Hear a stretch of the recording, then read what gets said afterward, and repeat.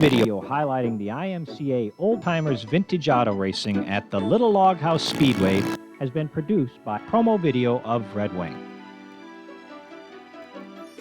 The following sponsors helped us with our production costs. Please thank them.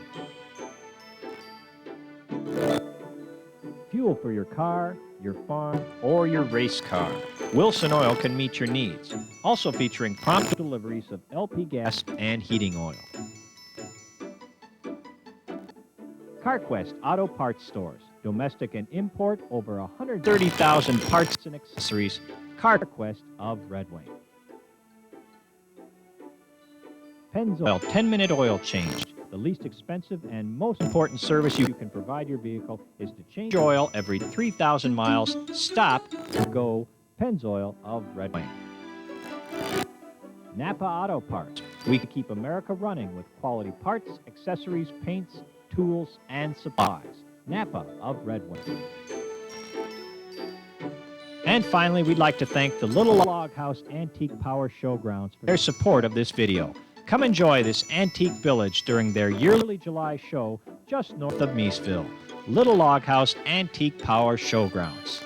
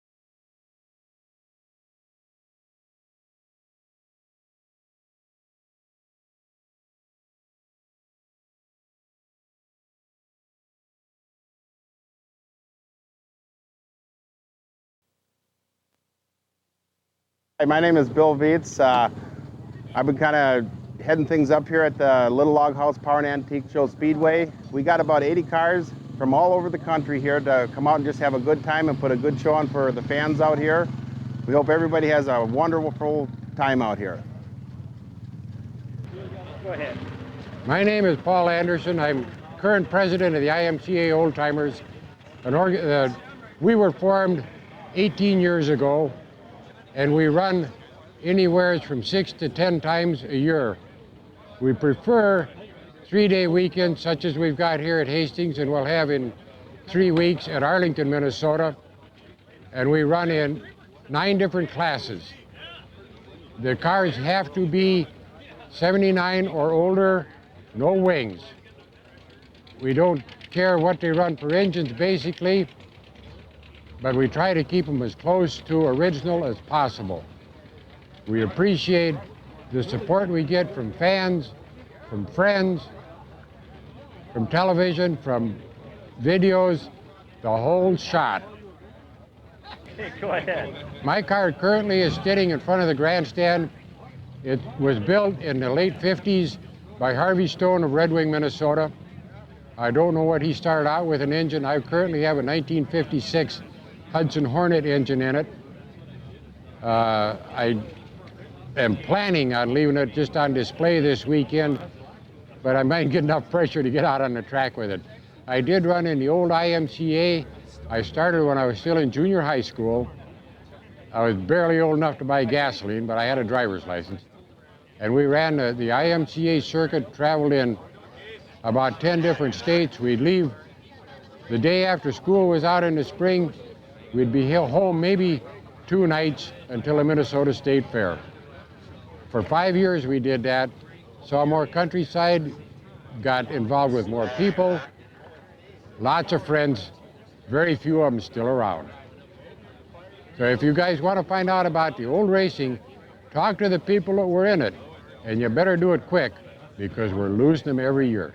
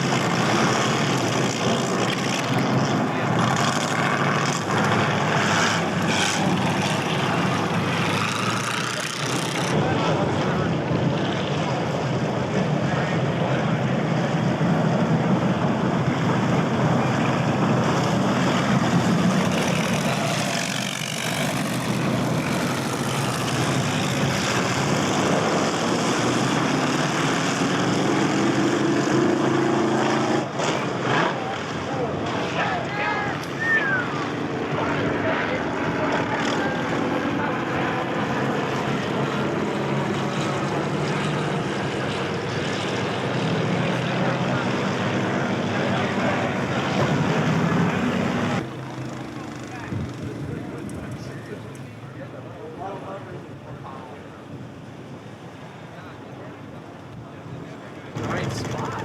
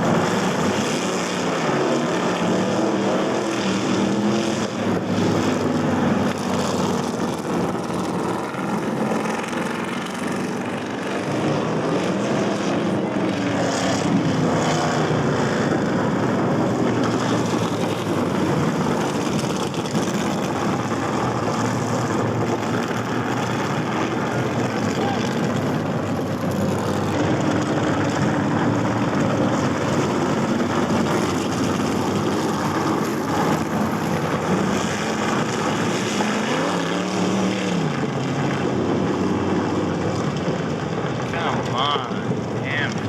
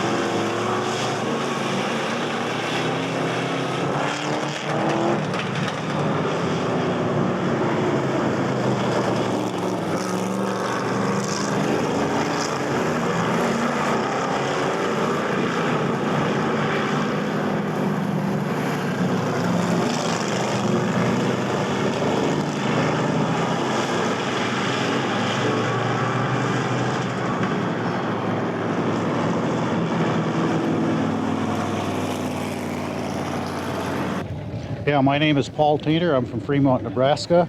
I'm up here racing a 1947 dryer midget up here at the celebration. It's got a V860 engine in it. It was built in 1947 in Indianapolis. It's got a direct drive.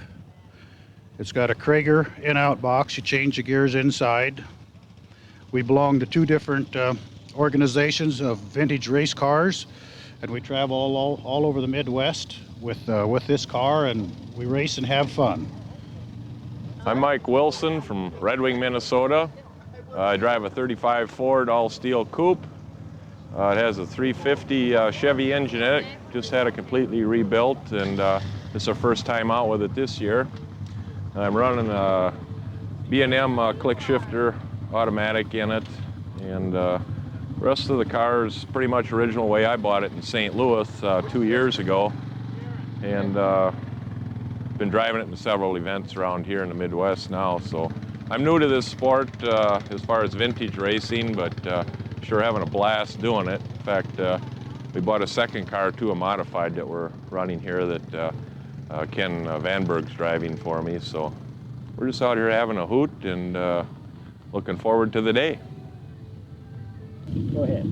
Sure, my name is Mike Gaspard. I'm from Cambridge, Minnesota. And this car is a 1968 sprint car. It's a Codell chassis, number 5. And the history of it, as far as I know, from the previous owner, I just got it. It was raced in North and South Dakota competitively last year and had 3 wins on it. And I just picked it up 4 months ago and put a new engine in it and tightened some bolts here and there, and away I go. Go ahead. Hi there, I'm Darrell Johnson. I live in Lindstrom, Minnesota. And I have kind of an interesting race car here. It was originally built by a barber, Orville Christensen, in Monticello, Minnesota in 1965. And he bought a planned mail order, and they chalked the design out on the floor of a trucking company, maintenance company in Monticello, Fritzie Trucking, which incidentally is still in business. He built the car. He didn't get it out till the middle of the season in 1965, and the first time he raced it, he won the heat, won the feature, and set fast time, and he immediately protested the car because it was about the middle of the season. He moved to Colorado in 1967 and sold the car to a guy named Bill DeLane. The car to a guy who was going to race it but who ran out of money, who lives in Anoka. And he sold the engine and he sold the chassis to another guy, and for some reason he parked it out behind his barn and cut it in half.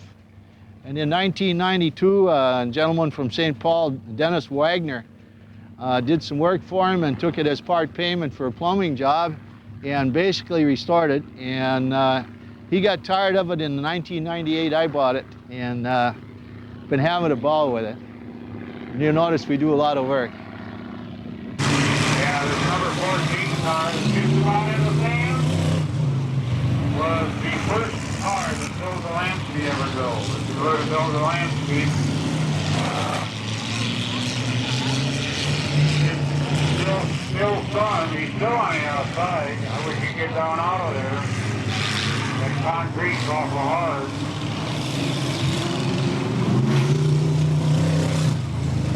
He seems to like it up there. Okay, last number 9 car. Okay, here comes your winner. That old Thanksgiving did it again. Those cars were based out of Rochester, Minnesota.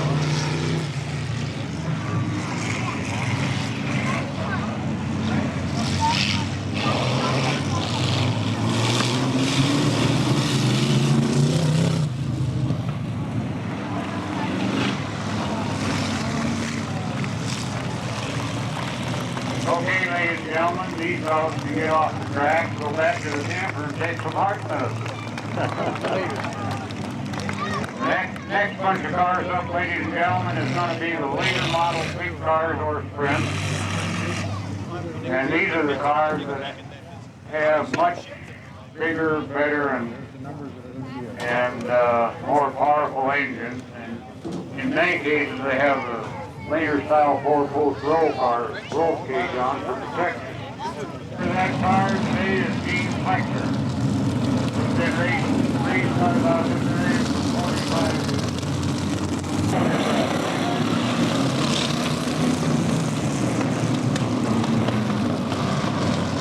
Well, we're being pretty good with this corner.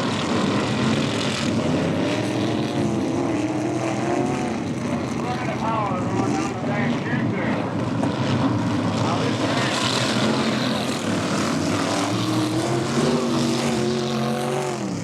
is really tough to run a track like this.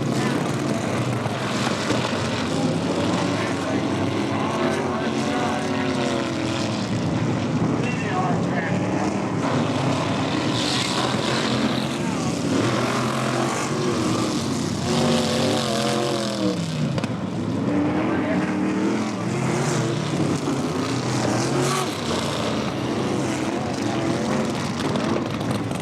One car's off kilter. Came off the racetrack.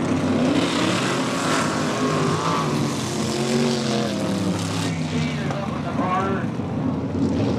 Up happens to him. One car's off the flag. Right on the other flag. There comes Thunder. He wants to get up the lead.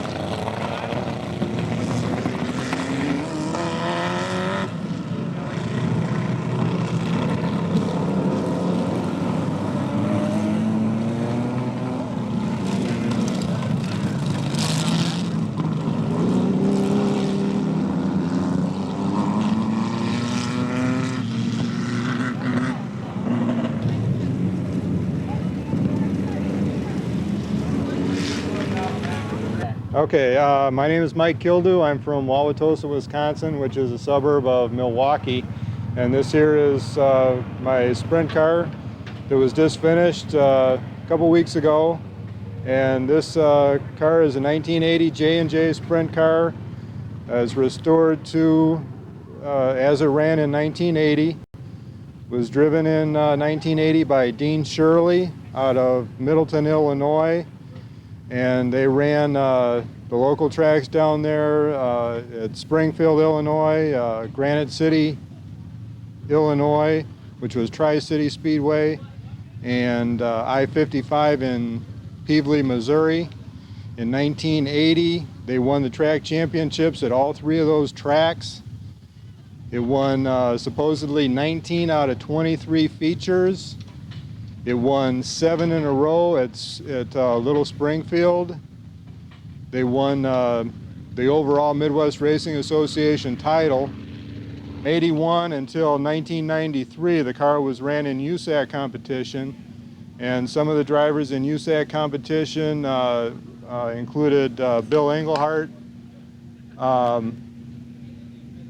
Bill Engelhardt, Rich Vogler, Jerry Niemeyer, among a few others. But car's got a real good history. And me being originally from Springfield, Illinois, is one reason why I really wanted this car. Just lucked out to get it. Okay, go ahead. I'm Glenn Desweisen from Franklin, Wisconsin, and this is a 1970 Don Edmonds sprint car. Not much history. We haven't been able to find out who drove the car. Bought the car about 13 years ago in pieces at an auction, and took me that long to get enough parts together to put it together. And we've been running it on the vintage circuit since then. I'm Don Francisco from Prospect Heights, Illinois. This is a second edition Curtis. It is a 1946, but it was built in 1993. It has the Alfa Romero 2-liter engine and performs very well. I enjoy the car. We race it quite a bit. And it's for sale. I get that in there. All right. My name's Herb Schrad. I'm from Des Plaines, Illinois. I bought this car as a Curtis kit back in 1993, and it's just been running for about a year and a half. This is my first time on the dirt, and I'm having a great time. What else you want to know? How do you like the track? Oh, well, it's a little, I can't really say the track because it's the first time on a track, but I'm having a good time.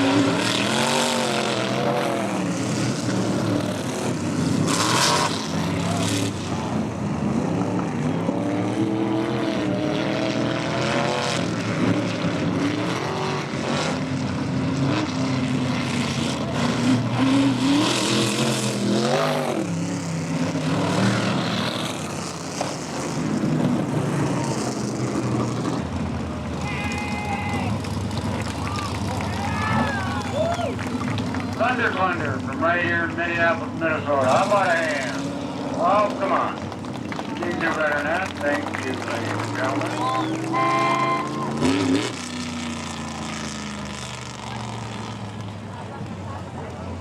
Let's see if he can get rid of the flag, or if he tries to run over the flag. There he is.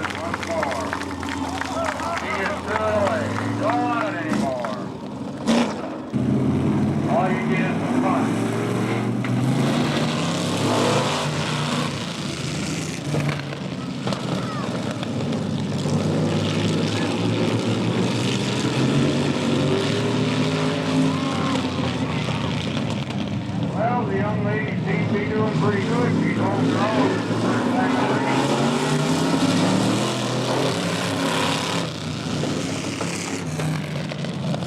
Might be interesting to see if she gets up alongside her uncle. He seems to be running away with it now.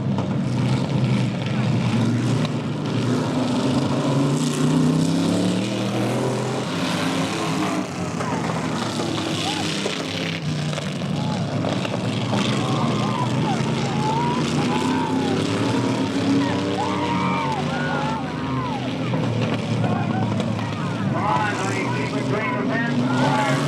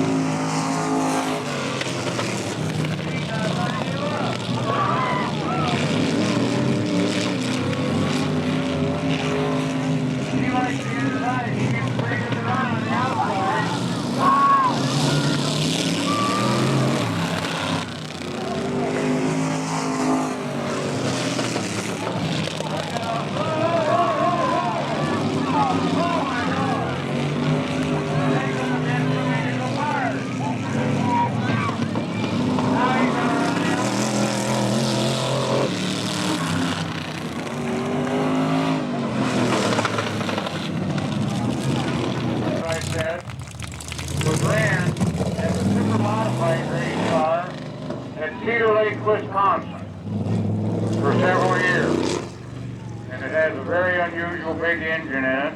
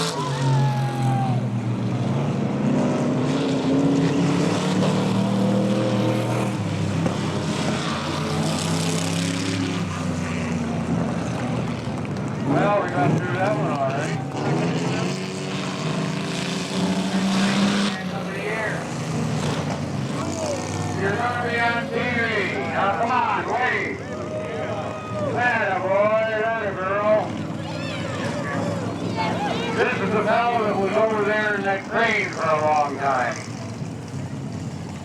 There you go.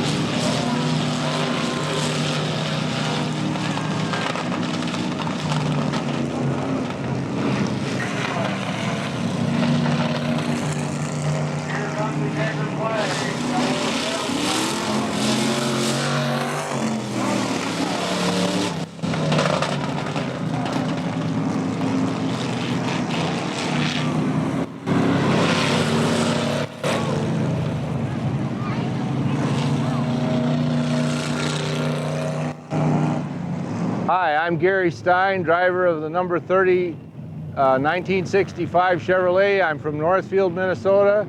The car was previously raced in IMCA back in the 60s, also in the United States Auto Club, USAC, Louisiana to North Dakota, Illinois, Wisconsin. Was one of the first very competitive Chevrolet vehicles brought back to racing when it was being dominated by Ford and Chrysler. We ran with several different drivers running the car, including Harry Kern, Johnny Beaucamp, John Mickey, and Sonny Morgan out of Beaumont, Texas. We're happy to be out here at this event this year, and we hope that they'll invite us back. It's been a lot of fun, and the weather's been beautiful. It's pretty dusty, and we do get dust in our mouth, nose, ears, any place you could think of. And it becomes a big irritant, I'll tell you. Makes you sneeze a lot, and it's some pretty gross stuff looking at us, I'll tell you. Yeah, Bob Applegren. I'm from Randolph, Minnesota. I drive this car for Gary Stein, my car owner. And I've only raced, this is only my second season I'm monkeying around with it. It has a Chevy 350 motor in it, quick change rear end. It's a fast little number. Dave Marcus used to drive it. Dave Watson used to drive it. It's a fun car to drive. Off and on. We have a strategy of going into the corner. Don't bump into anybody else and keep the car home in one piece. Well, I'm Francis Fox, and I'm from Bloomington, Minnesota. And we're racing an old-time 1950 Ford that's got a flathead in it, original numbers and everything. Doing the old-time races. We go to, well, we've been to Elko Raceway Park here at Hastings now, and we're going to Arlington in August. I'm Ken Varian. I'm from South St. Paul. I drive the number 4, the 57 Chev. It's a car that ran 1969 to 1974 down in Rochester, Minnesota. It's got a little 327 in it, built by Calvin Hobbs out of Mendota Heights. And we're just down here having a good time and doing a little vintage racing. Thank you very much. My name is Harley Timmerman. I'm from Hudson, Wisconsin. The car is a 1934 Ford, semi-modified with a 250 Chevy 6-cylinder in it. The reason that I put a 6 in it is when the car was originally built in 1966, it had a Hudson 308 and raced against flathead Fords and other 6-cylinder motors. And that's about it. And I've been doing this for about, I guess, 15 years now, so just for fun. From Hastings, Minnesota, and we bought this car sitting along the road on the way to Northfield, the 70 Monte Carlo. And we had 3 months to get it ready. It was pretty rusty and pretty junky, and we had a motor built by Ron Prochnow in Menominee. And my grandson Rick, my grandson Rick is the driver. It's his first time driving, and he's cleaning house on everybody here. And the old Ford back here, 63 Ford, that was my brother-in-law's car, and he got in an accident back in 1965. And we took the old family car and made it into his race car. We've been racing it on and off ever since 1965.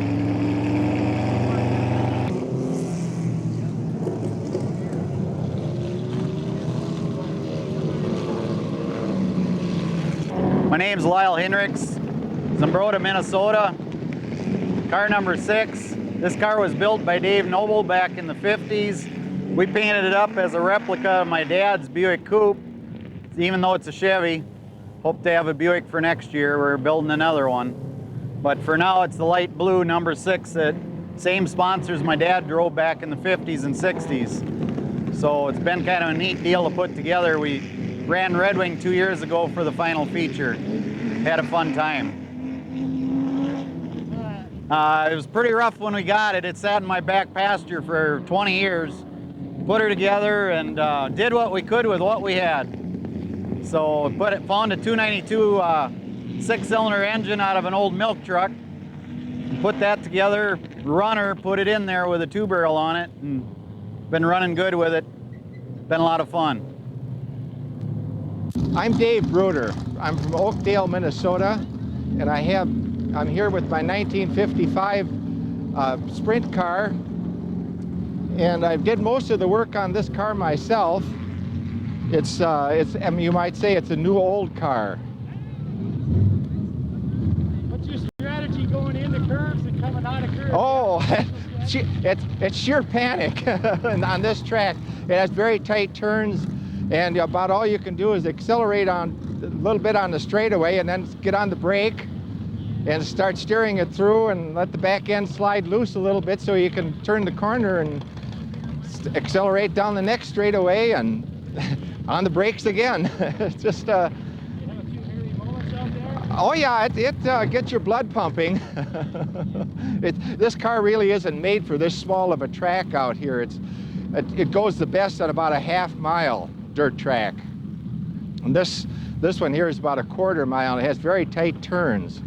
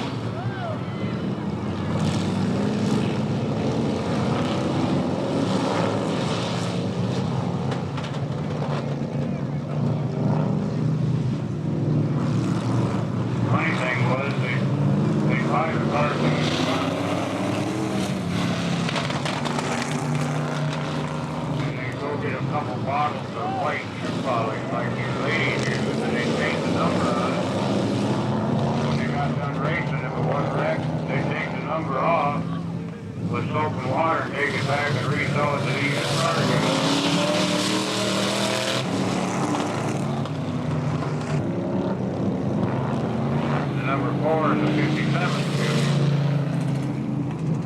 And the 53 is a 53 Ford.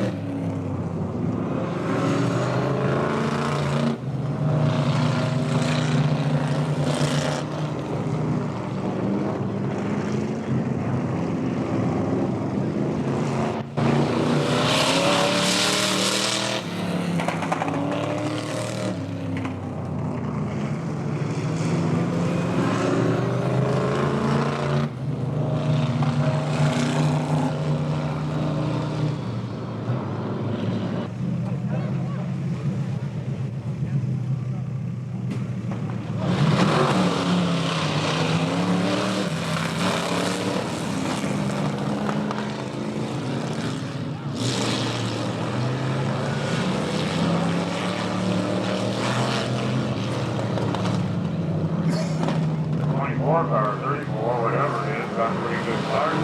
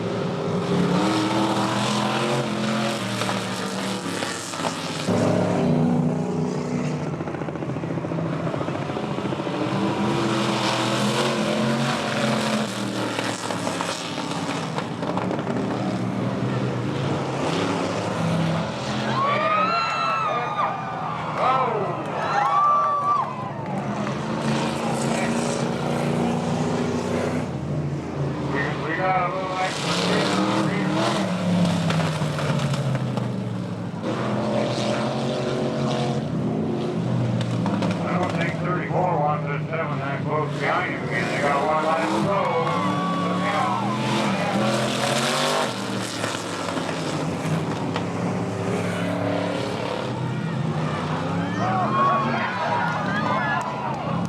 I wonder if those two guys are related. What, was their brothers or something?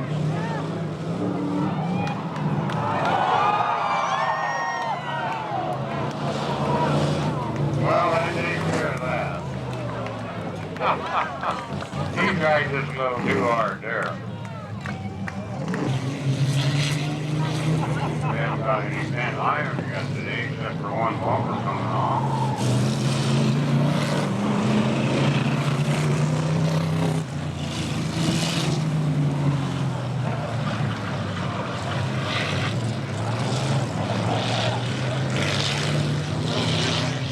The track is really getting hard and dry and slick. It's about like blacktop, and if you'll listen when they come down into the corners, around the corners, you can hear the tires start to squeal.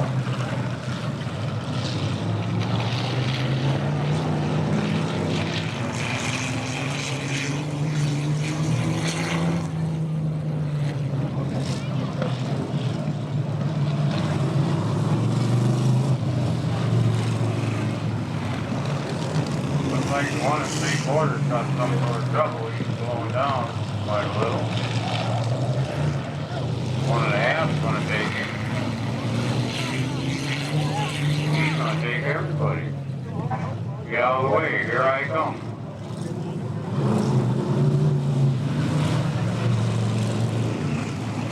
So when they go into the corner, as hard as the track is packed now, they slow down because they can't get a very good grip with those little tires. Look out.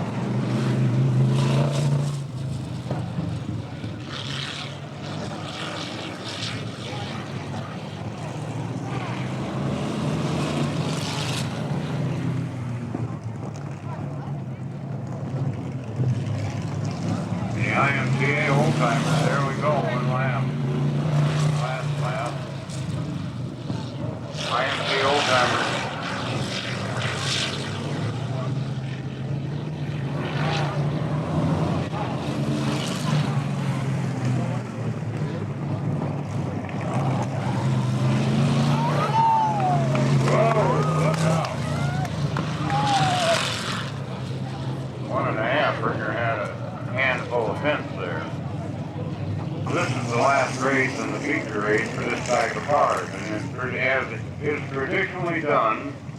The winner will take one lap with the checkered flag. Let's give him a hand there. There you go. The old Triton Buick wins another feature.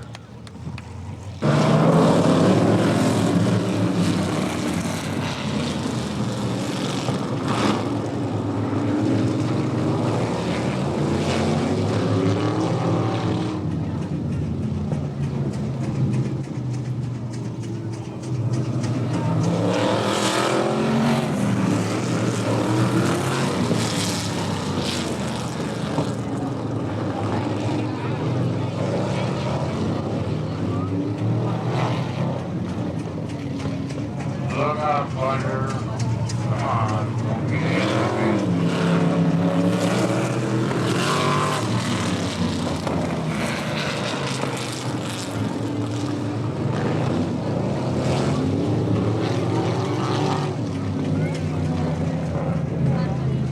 That is probably Lou Holland driving the 21 car.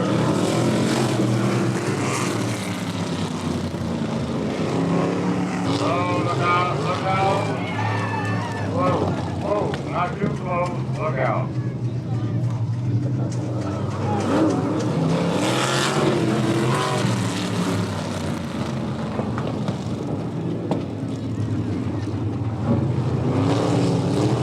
Well, we got the white flag coming up. This last lap might prove interesting.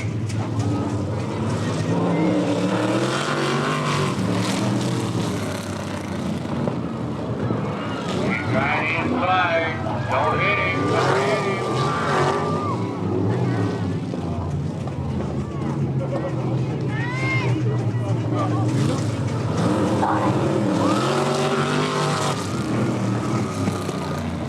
Yes, couldn't quite do it.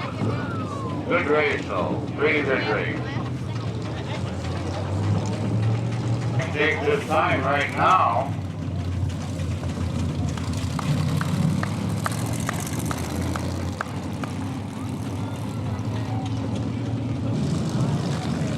Now here again, these cars are lined up.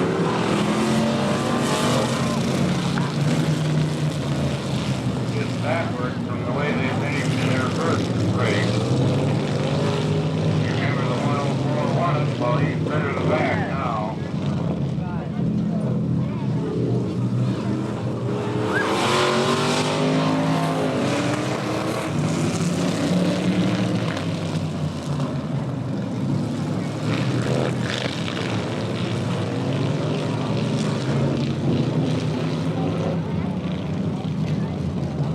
These modifieds historically are known.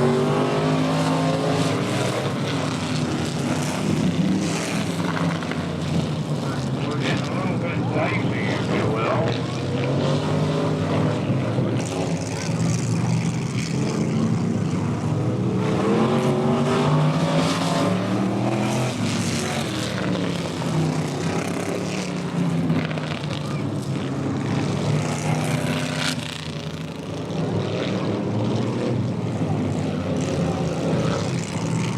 Here we go, side to side.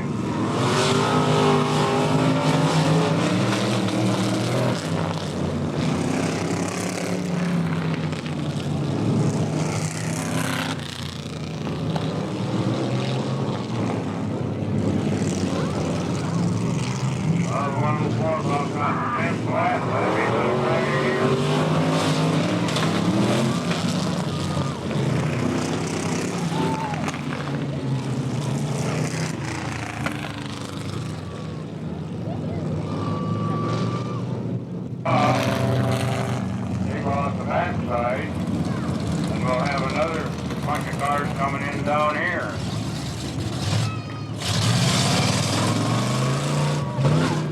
There you go, winner of your modified feature, car number 66.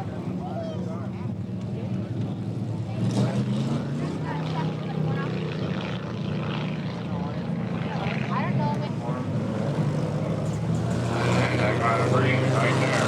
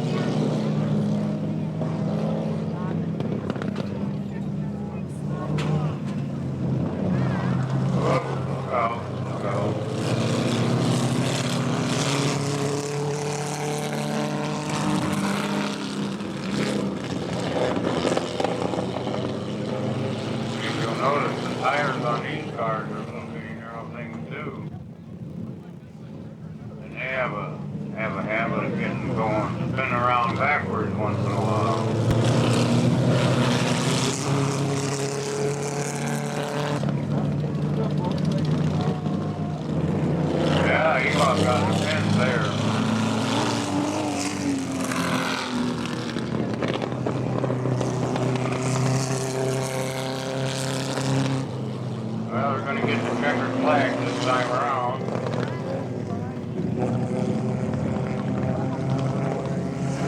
Looks like 28's gonna take home the trophy. Only problem is there's no trophy. But he will get to make a lap around the track with the flag for a souvenir program. He's got a green hat on, he's holding them up. They're for sale for $1 a piece. They have 7 ever-before published pictures of 3 of the most famous dirt track drivers that ever drove in IMCA. If you like souvenirs and mementos and something that's never been published before, this organization, there you go.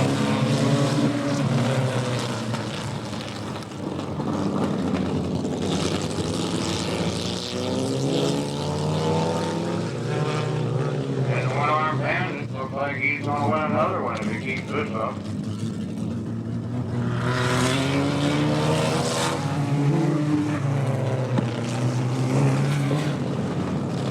His arm compound fracture, his left arm. Out of the motorcycle, probably operating dumb.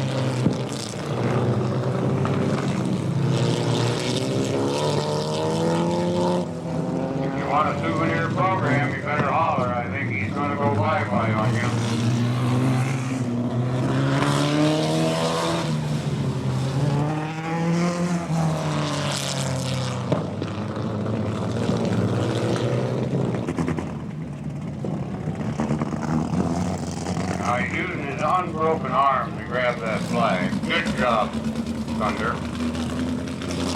It's the other arm that's broke. But the interesting thing is he's got using his good hand to hold the flag. The other hand he's steering has got the cast on it. Years ago these were known as bumper cars. Not bomber, but bumper cars.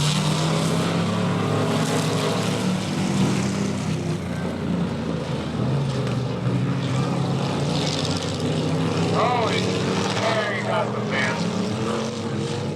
He got the fence, but the fence is stronger than his car. Hope he didn't break anything.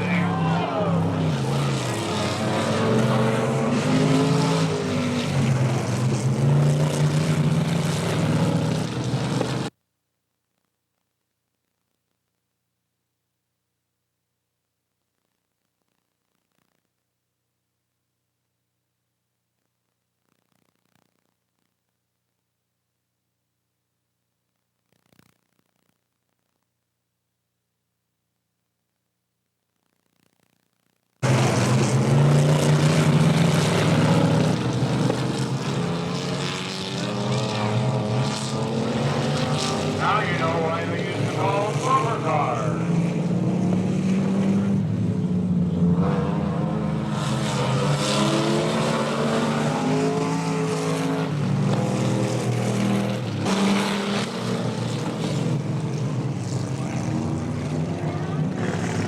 They get up on the outside and get in that loop, though. Nobody else is going to hit the fence.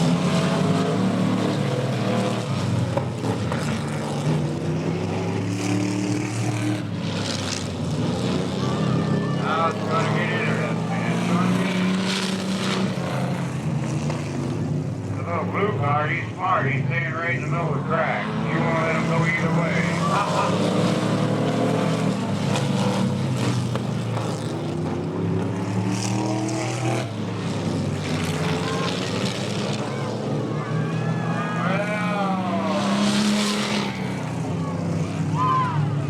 All you gotta do is keep it on the track.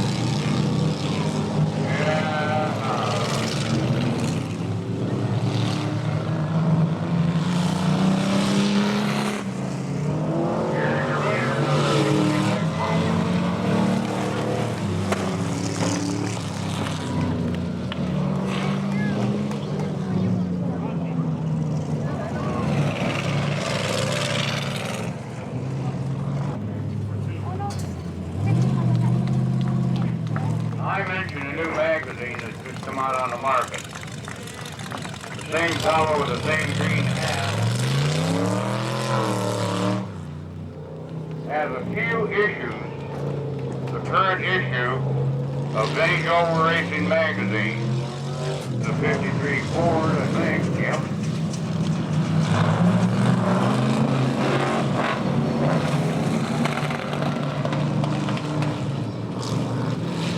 Well, they got a green flag.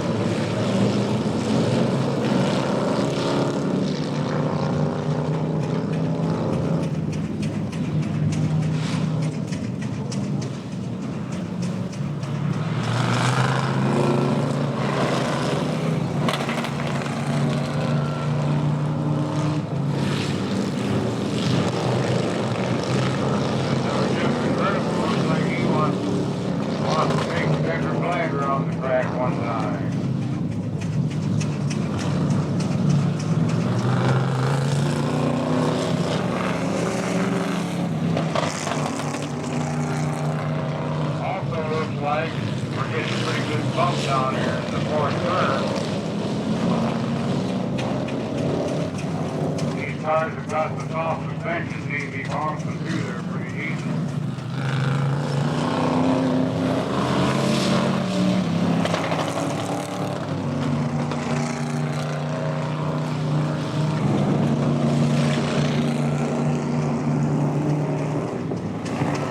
We may have one more race after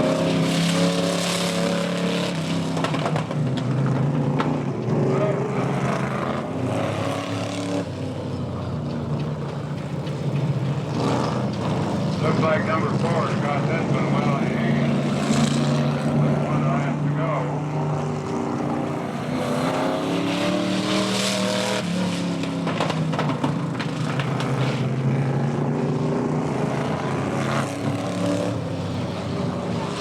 And with the lead he's got, he should win it pretty easily.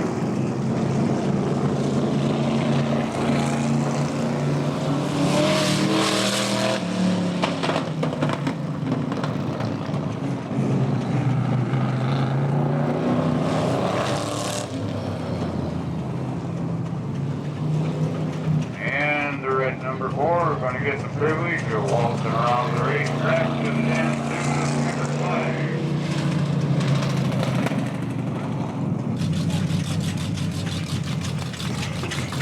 How about AM? Good job of that.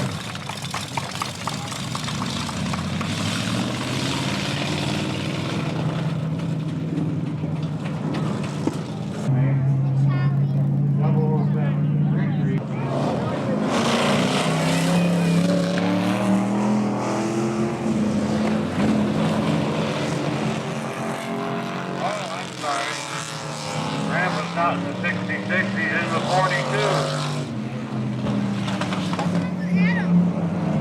It's black and orange colored cars.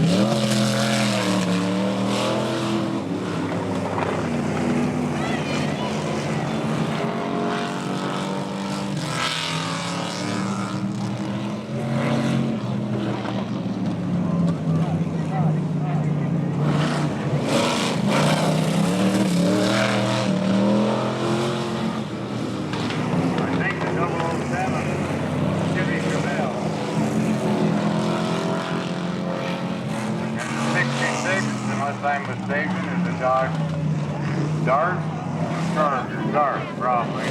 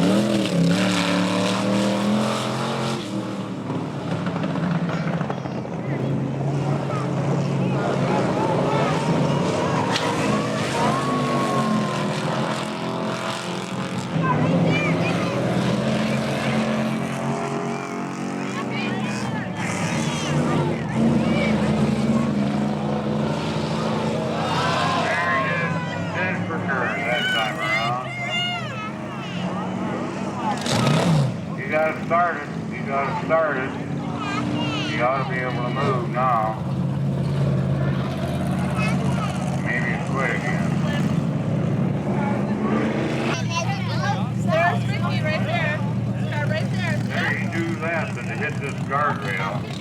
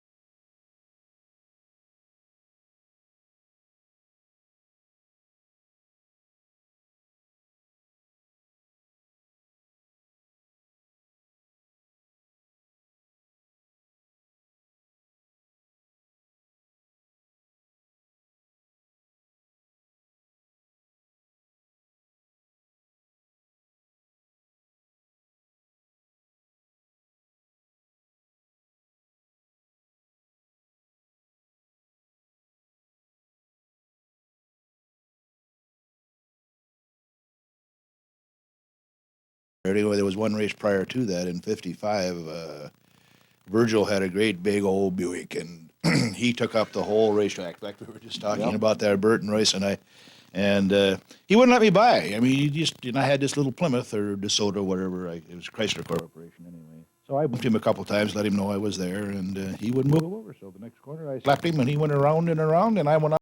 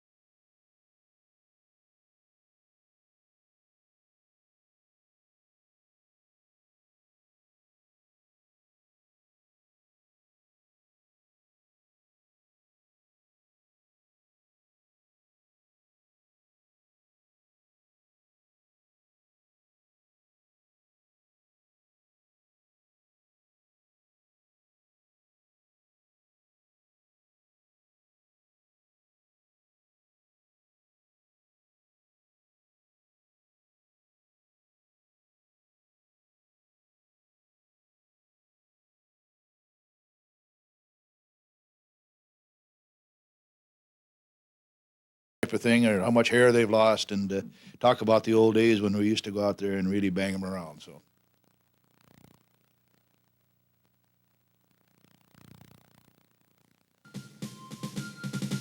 Welcome to the Little Log House Antique Village. 180 acres of Minnesota countryside, 42 historically significant attractions, and a variety of fun family activities make Little Log House a memorable visit.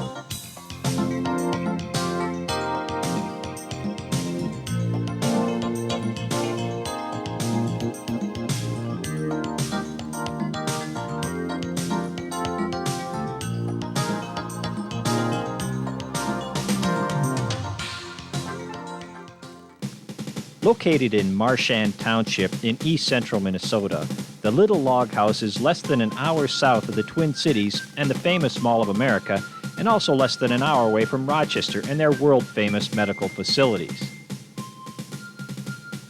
Steve and Sylvia Bauer started with the restoration of one building, one little log house. It was a lot of work, but eventually they saved this little piece of history. Of course, Sylvia had to have a nice garden beside it, and after that, more historic buildings, a bridge, a church, an entire village of attractions were added.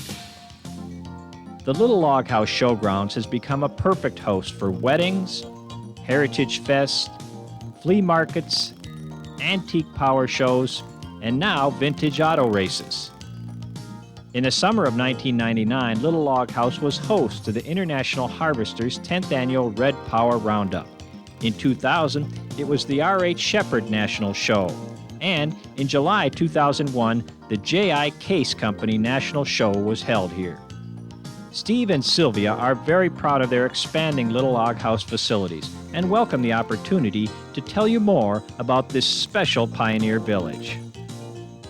The first building for the village was found only 5 miles away from the present site and moved to the showgrounds in 1989. It dated back to 1856 and was built by a local Hastings man. To add beauty and atmosphere to the Little Log House, Sylvia created a large perennial and annual flower garden. This lovely garden was featured in Country Living magazine and is a breathtaking Little Log House stop with thousands of beautiful blooms. The village includes a butcher shop, a livery stable, blacksmith shop, grist mill, saloon, the church, millinery, school, a train depot, a jail,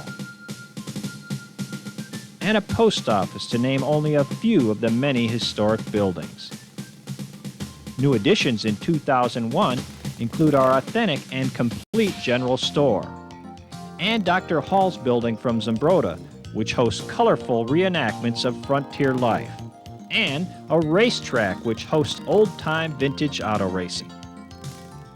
We're also very proud of our reproduction of the original Hastings Spiral Bridge, which once spanned the Mississippi River. This bridge was originally erected to replace the ferries which carried traffic across the river. This is probably one of the most significant structures on the grounds. The spiral is 240 feet up, around, and over the water. The width of the deck is 14 feet. The historic St. Boniface Church, also formerly located in Hastings, Minnesota, is another masterpiece created at the restored village. This building, circa 1892, was dismantled and restored to 2/3 scale. It was completed in July of 1997. There's old turn-of-the-century rock crushing for you construction-type guys. This main hall, completed in 1999, was built with unique rafters exposed for your viewing. There is 5,000 square feet of space and is air-conditioned, a special building provided for your meeting or banquet needs. Many other buildings are available at the Little Log House for exhibit or sales. Of course, during our special weekends, Mass is hosted outdoors every Sunday by the world-famous Father Mike Connor. Also available at Little Log House are 60 sites with electrical and water hookups for motorhomes. Reservations are needed. If you choose to have a bus tour, there are several places of interest within 30 to 60 minutes